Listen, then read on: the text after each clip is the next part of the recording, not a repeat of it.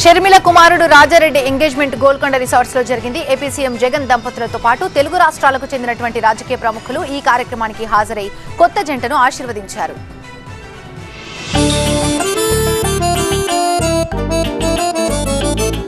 AP Congress chief Sharmila కుమారుడు Rajareddy engagement చాలా ఘనంగా జరిగింది.